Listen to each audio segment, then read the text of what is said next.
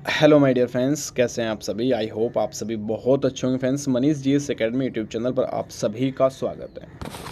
देखिए फ्रेंड्स, इस क्लास में हम UP police constable 2022 new vacancy के लिए जो 26,210 पोस्ट हैं उन सभी के लिए इसमें इकोनॉमिक्स के कुछ बेहतरीन और टॉपर क्वेश्चंस हम कवर करेंगे। और ये सभी क्वेश्चंस आपके यूपी के, चाहे यूपी का कोई भी एग्ज़ाम हुआ हो, लेके यूपी ट्रिपल एससी पीईटी के एग्ज़ाम से और पहले जो भी एग्ज़ाम हुआ है, कांस्टेबल एग्ज़ाम हुआ, 12 ऑपरेटर का एग्ज़ाम हुआ, उन सभी के इकोनॉमिक्स से संबंधित जो भी क्वेश्चंस एग्ज़ाम में आज तक पूछा गया है उन सभी को मैं यहाँ पे कवर करूँगा। ठीक है, एक एक क्वेश्चन आपके लिए इंपॉर्टेंट है। अगर एग्जाम क्वालिफाई करना है तो थोड़ा सीरियस और गहराई में जाना पड़ेगा, इस चीज़ को थोड़ा ध्यान रखिएगा। ठीक है ना। चलिए फिर आज की वीडियो स्टार्ट करते हैं, शानदार सी क्लास। उससे पहले आप लोगों को बताना चाहूँगा, अगर आप लोगों ने YouTube channel Manish GS academy अभी तक सब्सक्राइब नहीं किया तो आप लोग जरूर सब्सक्राइब कर लीजिए और पास में लगे बेल आइकन को प्रेस कर लेना, जिससे कि आने वाली सभी वीडियो का नोटिफिकेशन आपको मिलता रहे। साथ ही साथ आप लोग टेलीग्राम ग्रुप जरूर ज्वाइन करिएगा, लिंक आपको डिस्क्रिप्शन में मिलेगा। इसमें आपको कंप्लीट नोट्स आपको निःशुल्क प्रोवाइड किया जाएगा। और जो बच्चे टेलीग्राम यूज नहीं करते उन सभी के लिए व्हाट्सएप ग्रुप जारी किए हुए हैं, जिसमें आपका गर्ल्स ग्रुप अलग हो जाएगा और बॉयज़ ग्रुप यहाँ पर आपका अलग हो जाएगा। ये केवल प्रिपरेशन करने के लिए, ओनली सीरियस स्टूडेंट्स ही ज्वाइन करें। ठीक है, चलिए फिर आज ही क्लास स्टार्ट करते हैं। बहुत ही शानदार क्लास होगी, A to Z क्वेश्चंस आपके लिए इंपॉर्टेंट होंगे। ध्यान रहे, ये सभी क्वेश्चंस जो भी आपको कवर कराए जा रहे हैं आपके डायरेक्टली एग्जाम में बनने के पूरे चांसेस हैं। ठीक है ना। जो आपकी क्लास अपलोड होगी इनसे संबंधित इस क्वेश्चंस को भी अगर आपने टोटल के टोटल कवर कर लिए तो बहुत ही अच्छा आपका एग्जाम क्लियर हो जाएगा। ठीक है ना। जैसे कि फर्स्ट क्वेश्चन आपकी स्क्रीन पर, एशियन ड्रामा इनमें से किसकी कृति पुस्तक है। तो ये आपसे पूछा हुआ है, एशियन ड्रामा इनमें से किसकी प्रसिद्ध पुस्तक होगी। तो सही आंसर क्वेश्चन नंबर 20 आप सभी की स्क्रीन पे लगा हुआ है। तो राइट आंसर आप लोग सभी के सभी कमेंट सेक्शन में जरूर बताइएगा कि आप लोगों ने कितने क्वेश्चन अटैम्प्ट किए और कितने क्वेश्चंस आप लोग राइट कर पाए हैं। ठीक है ना। तो क्वेश्चंस नंबर 20 आप सभी की स्क्रीन पर, राइट आंसर हो जाएगा आपका ऑप्शन सी, गुन्नार मिड्डल सभी का यहाँ पे राइट आंसर हो जाएगा। ऑप्शंस आपका सी वाले सभी छात्र ओनली राइट होंगे। चलिए इसके बाद नेक्स्ट क्वेश्चंस आप सभी की स्क्रीन पर, इंडिया एज फॉर सेल नामक पुस्तक किसके द्वारा लिखी गई है। क्वेश्चंस स्क्रीन पर है, राइट आंसर करेंगे। तो क्वेश्चन नंबर 21 जो आपकी स्क्रीन पे लगा हुआ है इसमें राइट आंसर जो है चित्रा सुब्रमण्यम सभी का यहाँ पे राइट होगा। ऑप्शंस आपका डी वाले छात्र सभी राइट होंगे। ये ऑब्जेक्टिव टाइप क्वेश्चंस कवर करा रहा हूँ क्योंकि विद एक्सप्लेन मैंने आप लोगों को नोट्स के माध्यम से प्रोवाइड करा दिया है, तो उससे ऐसा कोई भी क्वेश्चंस नहीं होगा जो आपके एग्जाम से बाहर निकल जाए। लेकिन ये सभी जितने भी क्वेश्चंस आपको इकोनॉमिक्स का जो नोट्स दिया हुआ है, चाहे वो 126 पेज का हो, चाहे वो 130 का हो, 150 का हो, पूरा कवर करना पड़ेगा। तो अगर आप लोग विद एक्सप्लेन करना चाहते हैं तो वहाँ से आप लोग ज्वाइन कर सकते हैं और पीडीएफ के माध्यम से कर सकते हैं। ठीक है ना। और ध्यान रही, ये जो नोट्स आप लोगों को प्रोवाइड किए जा रहे हैं ये नोट्स आपके दिल्ली पुलिस जो एग्ज़ाम आया है, ठीक है ना, जो हेड कांस्टेबल का एग्ज़ाम है वो जीके जीएस को कवर करेगा, लेकिन थोड़ा सा उसमें अलग से एक पीडीएफ, मिक्स पीडीएफ के रूप में मैं आपको एक प्रोवाइड कराऊंगा। तो वो एग्ज़ाम के लिए वो भी इंपॉर्टेंट हो जाएगा। ठीक है ना। क्योंकि करंट अफेयर जीके जीएस ऐसा होता है कि सभी में सेम आ जाता है, ज़्यादा इसमें डीपली नहीं होता। जैसे एसआई का एग्ज़ाम होगा तो वहाँ थोड़ा हमें डीपली जाना पड़ेगा, क्योंकि अनुच्छेद वगैरह, फिर अगर जैसे पॉलिटी में होगा अनुच्छेद वगैरह में पूरा कंप्लीट करना पड़ेगा। ठीक है ना। तो भारतीय अर्थव्यवस्था को सबसे अच्छे ढंग से किन दो शब्दों में व्यक्त किया जा सकता है। तो भारतीय अर्थव्यवस्था की बात कर रहा है कि अच्छे ढंग से किन दो शब्दों में पूरे के पूरे को व्यक्त किया जा सकता है। क्वेश्चन 22 जो आपकी स्क्रीन पर है, तो मिश्रित अवस्था, इसका मतलब पूछना चाह रहा है आपसे कि जो भारतीय अर्थव्यवस्था है वो किस टाइप की अर्थव्यवस्था है। सभी को पता होगा, तो राइट आंसर यहाँ पे आप लोगों का हो जाएगा मिश्रित अर्थव्यवस्था। बिल्कुल याद रखिएगा, बहुत अच्छे लेवल के क्वेश्चन है। और याद रहे ये सभी क्वेश्चन आपको बुक्स में भी नहीं प्रोवाइड हो पाएंगे, क्योंकि अलग अलग जो पॉइंट बने हुए हैं, अलग अलग पॉइंट से निकाल के लाए गए हैं। बिल्कुल इंपॉर्टेंट रहेगा। मानव विकास सूचकांक जिसे HDI किस अर्थशास्त्री की देन है, आपसे सिंपल भाषा में आपसे पूछा हुआ है। और बहुत अच्छा क्वेश्चन, जिसे क्वेश्चन नंबर 23 आपकी स्क्रीन पर है, तो महबूब उल हक जितने बच्चों ने आंसर किया होगा सभी का बिल्कुल राइट आंसर होगा। कौन सा हो जाएगा, क्वेश्चन नंबर 23 का ऑप्शन डी। ठीक है ना। मैं फिर से बता रहा हूँ, अगर आपको विद एक्सप्लेन करना है तो आप लोग टेलीग्राम से पीडीएफ ले लीजिएगा, उसमें विद एक्सप्लेन आपको देखने को मिलेगा। ठीक है ना। इसके बाद संरचनात्मक बेरोजगारी का कारण क्या है। अब यूपी पुलिस कांस्टेबल में अगर ये क्वेश्चंस नहीं आएगा तो भैया क्या आएगा मुझे बता दो एक बार। इसी टाइप के आएंगे, संरचनात्मक जो बेरोजगारी है उसका कारण क्या है। क्वेश्चन 24 आपकी स्क्रीन पर, तो अपर्याप्त उत्पादन अक्षमता, क्या हो जाएगा, अपर्याप्त उत्पादन अक्षमता सभी का यहाँ पे राइट हो जाएगा, ऑप्शन आपका डी। इसके बाद देखिए क्वेश्चन आपकी स्क्रीन पर ये रहा, भारत में बेरोजगारी का स्वरूप इनमें से कौन सा नहीं है। जो देखिए अलग अलग मैंने आपको विद एक्सपेरिमेंट बताया हुआ है कि भारत में बेरोजगारी कितने प्रकार है। देख लीजिए पीडीएफ उठा के, नहीं जाएगा भाई, मैं गारंटी के साथ बोल रहा हूँ, 100 के 100% आपको बोल रहा हूँ कि अगर आप लोग यूपी का कोई भी एग्ज़ाम देंगे, ठीक है ना, यूपी का अगर कोई भी एग्ज़ाम देते हैं तो उसके लिए तो 100 to 100% गारंटी रहे कि क्वेश्चंस नहीं निकलेगा, ठीक है ना। तो भारत में कितने प्रकार की रोजगारी है, उनके संबंधित मैंने पूरे पॉइंट बता रखे हैं, नहीं छोड़ रखा कोई भी। तो क्वेश्चन नंबर 25 आप सभी की स्क्रीन पर है, चक्रीय बेरोजगारी। कौन सा हो जाएगा, चक्रीय बेरोजगारी, ऑप्शंस आपका सी हो जाएगा क्वेश्चन 25 में, ठीक है ना, याद रखिएगा, बहुत अच्छे लेवल का क्वेश्चन होगा। इसके बाद नेक्स्ट क्वेश्चन आपकी स्क्रीन पर, आर्थिक विकास के दृष्टिकोण से भारत की गिनती होती है, तो देखिए पिछड़े राष्ट्र के रूप में होती है, विकसित राष्ट्र के रूप में होती है, विकासशील राष्ट्र के रूप में होती है, या फिर अर्ध विकासशील यानी आधा विकासशील राष्ट्र के रूप में होती है। तो क्वेश्चन नंबर 26 की अगर मैं थोड़ी सी यहाँ पे बात करूँगा, देखिए भारत जो है आपका विकासशील राष्ट्र के रूप में इसकी जो है बेटा गिनती होती है। तो ऑप्शंस यहाँ पे आपका सी सभी का राइट आंसर हो जाएगा, और ऑप्शन सी वाले सभी छात्र यहाँ से बिल्कुल सही आंसर होगा।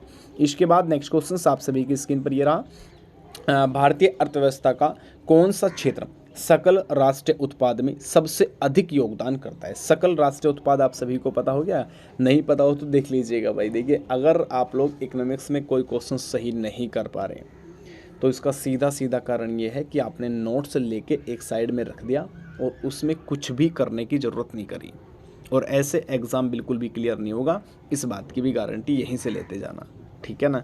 तो देखिए राइट आंसर, राष्ट्रीय उत्पाद में सबसे अधिक योगदान तृतीय क्षेत्र करता है। देखिए कितने प्रकार के क्षेत्र होते हैं, प्राथमिक क्षेत्र में क्या आता है, प्राथमिक क्षेत्र मैंने आप लोगों को बहुत अच्छे से समझा रखा है कि प्राथमिक क्षेत्र में वो क्षेत्र आएगा जहाँ से उत्पादन प्रारंभ हुआ है, जैसे कृषि हो जाएगा, गन्ने की अगर मैं थोड़ी सी बात करूँगा, जैसे कृषि हो जाएगा, ठीक है ना। अब देखिए थोड़ा सा इसको मैं समझा देता हूँ आप लोगों को। देखिए ये आपके 3 प्रकार के आपके हो गए यहाँ पे क्षेत्र, ठीक है ना, ये दीजिए।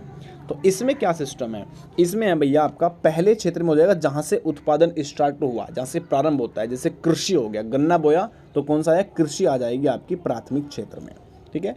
उसके बाद गन्ना बोया किसान ने, गन्ना लेके किसान कहाँ पे जाता है, मिल के अंदर जाता है, ठीक है ना, जो गन्ना मिल होते हैं जहाँ पे चीनी बनती है बेटा, ठीक है ना। तो ये गन्ना लेके कहाँ पे गया, सेकंड उत्पादन में, ठीक है ना। ये मील है भैया, ये लीजिए, यहाँ से धुआं भी निकाल दिया मैंने थोड़ा थोड़ा, ठीक है। तो ये मील हो गया, तो सेकंड उत्पादन में आ जाएगा जो बेटा आप लोगों का यहाँ पे जो कच्चे माल का लेकर पूरा पक्का माल बना के तैयार कर रहा है, ठीक है ना। तो ये समझ लीजिए आप लोग। इसके बाद जो तीसरा क्षेत्र है, तीसरा क्षेत्र में क्या आएगा, तीसरे क्षेत्र में आ जाएगा तो इन दोनों क्षेत्रों को जोड़ने का कार्य कर रहा है। अब गन्ना उत्पादन तो कर लिया, अब वो लेके कहीं में जाएगा, वो लेके जाएगा बच्चे ट्रैक्टर ट्रॉली में लेके जाएगा, किसमें, ट्रैक्टर ट्रॉली, ठीक है ना। तो ये सभी क्षेत्र आ जाएंगे, ठीक है ना।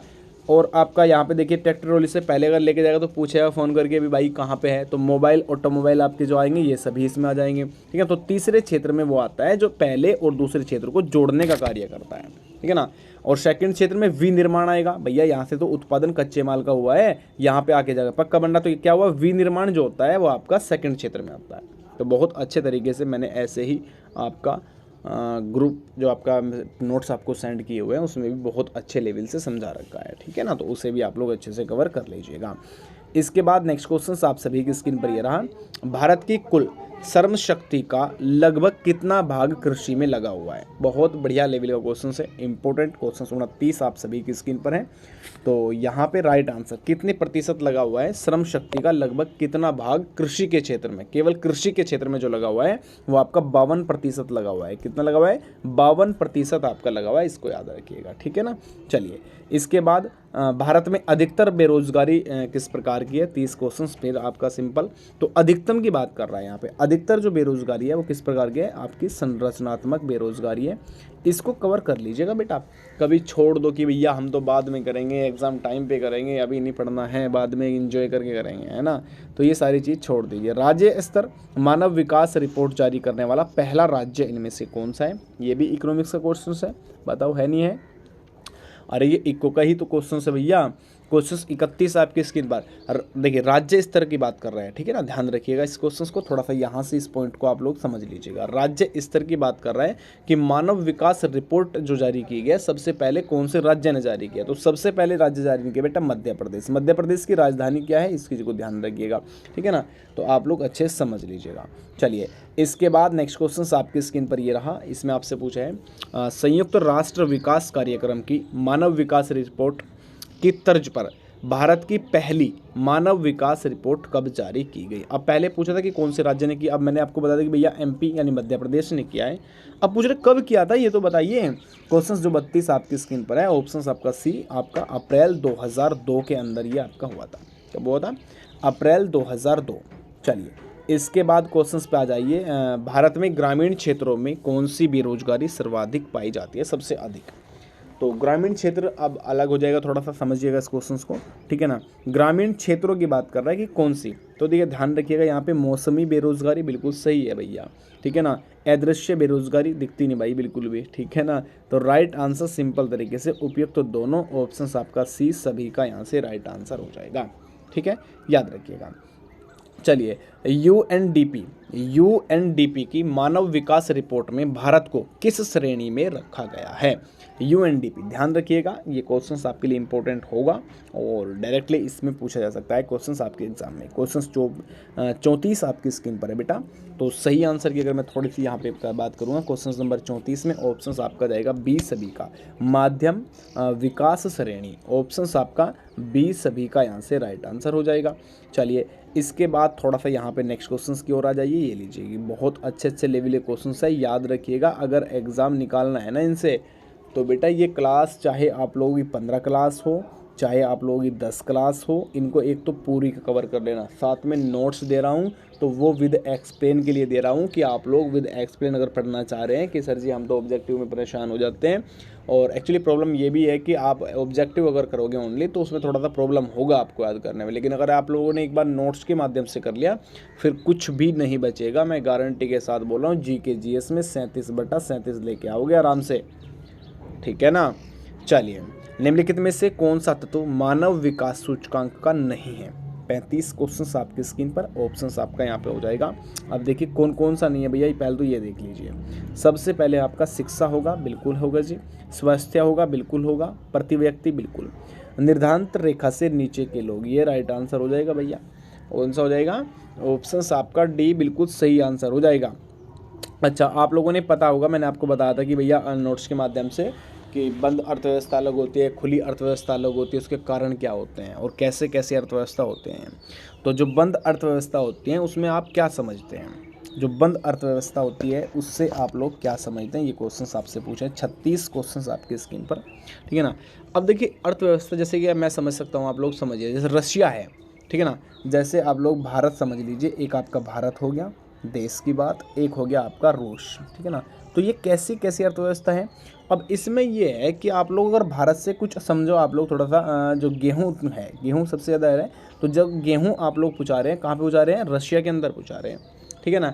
और रशिया वहाँ से आप लोगों के लिए कुछ और ऐसी वस्तु पहुँचा रहा है, ठीक है ना, जो आप लोगों के लिए योग्य है, आप लोग यहाँ पे उत्पादन नहीं हो पा रहा, ठीक है ना। तो इसको कहेंगे कि ये एक प्रकार की क्या है, खुली अर्थव्यवस्था हो जाएगी, ठीक है। ये कैसी है, खुली अर्थव्यवस्था ये हो जाएगी, ठीक है ना। लेकिन ध्यान रखिएगा बंद अर्थव्यवस्था वो होती है जहाँ पे ना तो आयात होता और ना निर्यात होता। जैसे दक्षिण कोरिया है भाई साहब, ठीक है ना, उत्तर कोरिया, दक्षिण कोरिया, जो यहाँ से क्या होता है, अब तो होता है लेकिन पहले यहाँ से बिल्कुल भी कोई आयात निर्यात नहीं था। तो भारत में अब अगर मैं करंट टाइम की बात करूँ कि हर जगह आप लोग क्या है, आयात निर्यात है, यानी हर जगह के लिए खुली अर्थव्यवस्था होगी, ठीक है ना। लेकिन पहले नहीं था भैया, ठीक है ना। दक्षिण कोरिया उत्तर कोरिया में पहले ऐसा कार्य नहीं था, आयात निर्यात दोनों बनता, तो बंद अर्थव्यवस्था वहाँ पे लागू होती थी, ठीक है। तो इसमें क्या होगा, इसमें पूछ रहा है कि अर्थव्यवस्था आप क्या समझते हैं। जो बंद अर्थव्यवस्था है इससे हम आयात भी बंद करेंगे और निर्यात भी बंद करेंगे, तभी तो बंद अर्थव्यवस्था कहा जाएगा। तो ऑप्शंस बी सभी का यहाँ से राइट आंसर हो जाएगा। और बहुत अच्छा क्वेश्चन है, आप सभी अच्छे से याद रखिएगा, ठीक है ना। चलिए नेक्स्ट क्वेश्चंस की ओर निकल जाते हैं। नेक्स्ट क्वेश्चंस आप सभी की स्क्रीन पर है और वेट कर रहा है आप लोगों का। अब 37 क्वेश्चंस जो आपकी स्क्रीन पर होगा, इसमें देखिए वर्तमान समय में देश में किस प्रकार की बेरोजगारी की समस्या बहुत गंभीर समस्या बनी हुई है। भैया ग्रामीण बेरोजगारी तो नहीं होगा, शहरी भी नहीं होगा। भैया ऑप्शंस यहाँ पे आप लोगों का सी या फिर डी होना चाहिए था, जो कि ऑप्शंस आपके पीडीएफ में नहीं दिया गया। उसके लिए माफ़ी चाहूँगा। ये लीजिए 2 हाथ जोड़ के आप लोगों से माफ़ी मांग रहे हैं कि हमें माफ़ करो, इसका आंसर नहीं लगा पाए। चलिए कोई बात नहीं, आगे आ जाइए नेक्स्ट क्वेश्चन की ओर। इसमें आपसे पूछा है राष्ट्रीय ग्रामीण विकास संस्थान कहाँ पर अवस्थित है, इसका आंसर कौन करेगा। क्वेश्चन 38 है ये आप लोगों की स्क्रीन पर। तो 38 क्वेश्चंस का जो राइट आंसर बनेगा डायरेक्टली आप लोगों का ऑप्शन बी हैदराबाद, सभी का यहाँ से राइट आंसर हो जाएगा, इसको याद रखिएगा, ठीक है ना। चलिए नेक्स्ट क्वेश्चन आप सभी की स्क्रीन पर है। भारत में प्रच्छात्र बेरोजगारी सामान्यतः दिखाई देती है। क्वेश्चन 39 आपकी स्क्रीन पर होगा, तो सही आंसर हो जाएगा कृषि क्षेत्र में, ठीक है ना। कैसे, कृषि के क्षेत्र में। ऑप्शंस आपका ए सभी का राइट आंसर। चलिए आया ये नेक्स्ट क्वेश्चंस की ओर। भैया बहुत टॉपर वाले क्वेश्चंस है, और याद रहे इन क्वेश्चंस को तो भैया आपको नोट कर लो, चाहे 2 बार रिवीजन कर लो, लेकिन छोड़ मत देना। अगर पूरा भी नहीं करना चाह रहे सर जी मैं तो कंफ्यूज हो गया, पूरी की पूरी अर्थव्यवस्था कैसे पढ़ूंगा, तो वो यहाँ पे निचोड़ करके ले जाएगा, ठीक है ना। लास्ट पॉइंट जो लास्ट निचोड़ है वो यहाँ से ख़त्म करके जाएगा, ठीक है ना। चलिए, योजना आयोग किसके संरक्षण के आधार पर निर्धारणता रेखा के नीचे लोगों का आकलन करता है। 41 क्वेश्चन आपकी स्क्रीन पर। राष्ट्रीय नमूना संरक्षण संगठन बिल्कुल सही आंसर है, पहला ऑप्शन पढ़ते ही राइट कर देना। केंद्रीय संख्या के संगठन बिल्कुल गलत हो जाएगा, रिजर्व बैंक का मतलब नहीं होता इसमें, और विश्व बैंक की औकात नहीं है, ठीक है। तो समझिएगा इस चीज़ को थोड़ा सा। राइट आंसर जो बनेगा आप लोगों का ऑप्शन आपका ए सभी का राइट आंसर, ठीक है भैया। क्वेश्चंस को समझ लिया करो, एक तो थोड़ी सी गलती इस चीज़ में मत किया करो कि पूरा क्वेश्चंस पढ़ना सीख लो, क्योंकि कुछ क्वेश्चंस आपके एग्जाम में ऐसे आते हैं कि भैया 4 लाइन का क्वेश्चंस हो गया, लास्ट में पूछा इस देश की राजधानी क्या है, आपने पूरा ही छोड़ दिया भाई, पढ़ा ही नहीं बिल्कुल भी, ठीक है ना। तो ये गलती बिल्कुल भी मत करें। राज्य एवं राष्ट्रीय स्तर पर गरीबी का अनुमान लगाने के लिए योजना आयोग किसके सूत्र पर प्रयोग करता है, किसके सूत्र का प्रयोग करेगा। क्वेश्चन 42 आप सभी की स्क्रीन पर। तो डायरेक्टली आप सभी का राइट आंसर इसमें आपका ऑप्शंस यहाँ पे सी सभी का राइट आंसर, DT लड़का वाला सभी का राइट आंसर हो जाएगा। चलिए क्वेश्चंस ऐसे ऐसे हैं कि आप लोगों ने आज तक नहीं देखे होंगे, मैं समझ सकता हूँ, लेकिन ये क्लियर है मेरे भाई, इन सब से गुजरना पड़ेगा यार। सिलेक्शन या तो आज ले लो या फिर 3 साल बाद अगर कोई वैकेंसी आई उसमें ले लो, गुजरना इनसे ज़रूर पड़ेगा, ठीक है ना। ये तो एक ऐसा रास्ता है जो कुएं पे जाने का केवल एकमात्र रास्ता है, 1 वे, केवल 1 वे। अगर पानी पीना है तो या तो आज जाके पी लो, या अगर फिर मरने के टाइम पे बिल्कुल कि हाँ मरने की स्थिति आ गई है, अब जीना नहीं है एक भी दिन, और अगर ना पानी मिला तो फिर जाके दोबारा से पी लो। तो स्थिति यही है बेटा, ठीक है ना। भारतीय आबादी का कितना प्रतिशत अधिकारी गरीबी रेखा के नीचे है। बहुत बढ़िया टॉपर क्वेश्चन भाई साहब। क्वेश्चन 43 आपके 30% से कम है, 30% से 30% से कम है। तो ऑप्शन ए सभी का राइट आंसर, ठीक है। आगे आ जाइए नेक्स्ट क्वेश्चन की ओर चलते हैं। देखिए भारत के किस राज्य में गरीबों का प्रतिशत सबसे अधिक है, कौन से राज्य में सबसे ज़्यादा गरीब व्यक्ति पाए जाते हैं। तो इसमें राइट आंसर आप लोगों का ओडिशा जो है ना, ये ओडिशा, ये राइट आंसर हो जाएगा, ठीक है ना। कौन सा हो जाएगा, ओडिशा सभी का राइट आंसर यहाँ से बन जाएगा, इसको याद कर लीजिएगा, बढ़िया वाला क्वेश्चन होगा। इसके बाद नेक्स्ट क्वेश्चन थोड़ा सा आप लोगों की स्क्रीन पर है। कृषि में मूलतः किस प्रकार की बेरोजगारी की प्रधानता देखने को मिलती है। 47 क्वेश्चन से बहुत अच्छे लेवल का क्वेश्चन कहूँगा। ऑप्शन सी अदृश्य बेरोजगारी राइट आंसर हो जाएगा, ठीक है ना। कौन सी, अदृश्य बेरोजगारी। इसके बाद कृषि में बेरोजगारी का स्वरूप देखने को मिलता है। संरचनात्मक बेरोजगारी में, मौसमी बेरोजगारी में, घोषणात्मक बेरोजगारी में, इन सभी में। 48 क्वेश्चंस आप सभी के स्क्रीन पर जो दिया हुआ है ऑप्शन डी, इन सभी में, ठीक है ना, याद रखिएगा। अंत्योदय कार्यक्रम का उद्देश्य इनमें से क्या है। अंत्योदय क्या होता है पहले तो ये समझ लीजिए थोड़ा सा, ठीक है ना। क्वेश्चन 49 आप सभी की स्क्रीन पर है। अब अंत्योदय ये होता है कि हर उस सुविधा, हर उस सरकार की योजना का जो लाभ मिलेगा उन गरीब व्यक्तियों को मिलेगा जो बहुत डाउन स्थिति में है, तो उनको एक अंत्योदय कार्ड के रूप में आते हैं, ठीक है ना। तो गरीब में सबसे अधिक गरीब की मदद करना, बहुत बढ़िया वाला क्वेश्चन, ऑप्शन डी। जैसे कि आपसे पूछा था न, पहले की जो एग्ज़ाम हुआ था कांस्टेबल यूपीपी आरक्षी का जो एग्ज़ाम हुआ था बेटा, उसमें पूछा गया था कि शिक्षा मित्र का कार्य क्या होता है, या शिक्षा मित्र कौन है, कौन से कॉलेज, कौन से संस्था, कौन से स्कूल से संबंधित रखते हैं। तो इस टाइप के क्वेश्चंस पहले भी देखने को मिले हैं। 50 क्वेश्चंस आपकी स्क्रीन पर, ऑप्शंस आपके स्क्रीन पर दिए हुए हैं। तो सही आंसर कमेंट्स ज़रूर करिएगा। कौन सा एक समानता घटाने का उपाय नहीं है, बताइए। ऑप्शंस बी अर्थव्यवस्था का उदारीकरण। ऑप्शंस बी वाले सभी छात्र बिल्कुल सही हो जाएंगे। इसके बाद विश्व बैंक की नवीनतम विकास प्रतिवेदन में अनुसार भारतीय अर्थव्यवस्था की जो स्थिति है वो स्थिति क्या है। 51 क्वेश्चन आप सभी की। तो 5वीं सबसे बड़ी अर्थव्यवस्था है। कैसी भैया? 5वीं सबसे बड़ी अर्थव्यवस्था होगी। चलिए इसके बाद क्वेश्चन 54 पर आ जाइए। MRP आधारित आंकड़ों के अनुसार वर्तमान में भारत में निर्धारता का प्रतिशत पूछा हुआ है 54 क्वेश्चंस में, ठीक है ना। तो राइट आंसर यहाँ पे हो जाएगा आप लोगों का ऑप्शन ए 21% राइट आंसर होना चाहिए। थोड़ा सा मुझे डाउट भी है इस क्वेश्चंस पे, तो आप लोग कमेंट सेक्शन में ज़रूर बता दीजिएगा सभी छात्र जिसने पढ़ा होगा, ठीक है ना। वर्ल्ड डेवलपमेंट रिपोर्ट किसका वार्षिक प्रकाशन है? तो क्वेश्चन 55 आप सभी की स्क्रीन पर हैं। तो IBRD सभी का राइट आंसर ऑप्शन ए, ठीक है। निर्धारता का सर्वाधिक प्रकोप वाला राज्य इनमें से कौन सा है? क्वेश्चन 56 आप सभी की स्क्रीन पर। ऑप्शंस आपका बी बिहार एक उड़ीसा। कौन सा? बिहार और एक उड़ीसा। 11वीं पंचवर्षीय योजना के अंत तक देश में निर्धारता अनुपात में कितने प्रतिशत तक की कमी लाने का लक्ष्य रखा गया है? 11वीं पंचवर्षीय तो पहले क्वेश्चन से, इसे छोड़ ही दीजिए आप लोग, ठीक है ना। आ जाइए इसके बाद ये लीजिए, भारतीय अर्थव्यवस्था के उदारीकरण का अग्रदूत किसको कहा जाता है? 58 क्वेश्चंस आप सभी के स्क्रीन पर होगा। तो ऑप्शंस बी जितने बच्चे आंसर कर रहे हैं, डॉक्टर मनमोहन सिंह। कौन कौन किया है? अरे डॉक्टर मनमोहन सिंह कौन कौन आंसर कर दिया? ऑप्शंस बी सभी का सही आंसर हो जाएगा। इनमें से कौन सा एक कैपिटल मार्केट का भाग नहीं है? तो इनमें से LIC ऑफ इंडिया है, SBI है और TCS है। तो सही आंसर क्वेश्चन 59 आप सभी की स्क्रीन पर है। तो कैपिटल मार्केट की अगर बात करेगा TCS नहीं होगा बेटा, ठीक है ना। बाकी LIC ऑफ इंडिया और SBI बिल्कुल सही है, तो याद रखिएगा, ठीक है। तो ये आज के कुछ बेहतरीन और टॉपर क्वेश्चंस थे। इन सभी का रिवीजन करना स्टार्ट जरूर करिएगा, ठीक है ना। A to Z important questions थे, ठीक है। ध्यान रहे ये सभी आप लोगों के एग्ज़ाम में डायरेक्टली पूछे जाते हैं। और देखिए समझिएगा इस चीज़ को कि अगर मैं आप लोगों को इकोनॉमिक्स के समझो कि जो प्रीवियस क्वेश्चंस है, अगर उन्हें 1000 क्वेश्चंस भी कवर करा दूँ तो समझो कि आप लोग बहुत नज़दीक चले जाओगे एग्ज़ाम के, ठीक है ना। तो इस चीज़ को थोड़ा समझ लीजिएगा, सभी क्लास अच्छे से करिएगा, ठीक है। चलिए फिर मिलते हैं नेक्स्ट वीडियो में। सभी को नमस्कार, राधे राधे और जय हिंद, गुड नाइट, बाय बाय।